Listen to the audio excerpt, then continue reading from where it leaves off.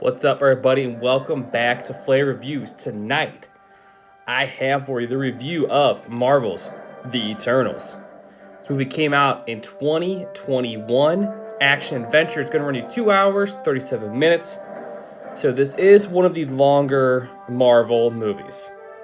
It is directed by Chloe Zhao. Big cast of Kit Harington, Angelina Jolie, Gemma Chan, Richard Madden, Selma Hayek, Bill Skarsgård, Dion Lee, and Kumail Nanjiani. So a lot of you guys will recognize a lot of those names from other just TV shows, stuff like Kit Harington and Richard Madden. They played the Stark brothers in the big time Game of Thrones. So there's two big names to throw at you guys. And so basically this movie it's about a race of immortals that have superpowers, and they go from planet to planet, and they basically are they're on planet Earth for thousands of years, unbeknownst to human mankind. They don't interact and stop basically human nature of what could happen, this and that. And so then they find out there's actually an underlying to their mission, that they've actually been lied to, and they have to fight the deviants, and they're there to fight the deviants, what they've been told to do. Once all the deviants are done, they're told they have to wait to go back to their planet, back home, and they find out that they've been lied to the whole time. They're actually there to help populate Earth, to make it warm enough to have a Titan come out of the Earth and explode Earth and kill all of humanity, so another Titan can be born. A Centaurian or whatever, I forget what they call it. Me personally, the premise of this movie was kind of cool, but I maybe it just missed me. I wasn't a big fan of this one. I thought it kind of dragged. I mean, some of their powers are kind of cool. Like, one guy's basically is Icarus. He's basically Superman. He can fly around, lasers in his eyes. One girl can mimic things. Her name is Sprite, named after a pop. I would have liked more. I wanted more Stark brother action, I guess, in this movie, like screen time. And, you know, like these people have kind of cool powers, but like, I don't know, the story just kind of dragged for me personally. Like, the payoff was kind of like, eh.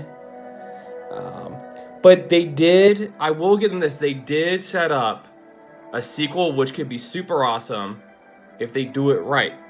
They did introduce in the end credit scenes, spoilers, guys, if you don't want to see spoilers, cut it now. Okay, if you're still with me, you're ready for spoilers, or you've already seen the post-credit scenes. So, they have set up the next couple big movies that they're going to do. Well, at least one, with Kit Harington's family. He's the Black Knight. I personally didn't know anything about the Black Knight comic, because I haven't read all the comics, and there's thousands of characters. But a little bit that I've done, it sounds pretty freaking awesome what his whole family lore and everything is.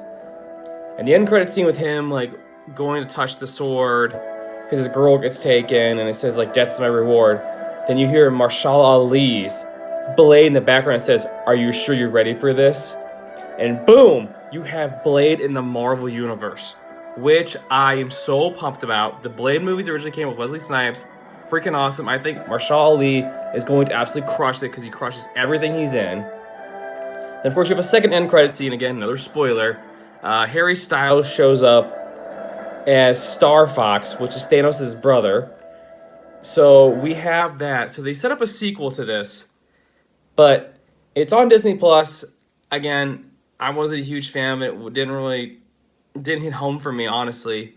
So I gave it like a 5.1 out of 10. That's mostly because you have a bunch of big name actors in it. There is some cool fight scenes, but the storyline itself kind of just like went the.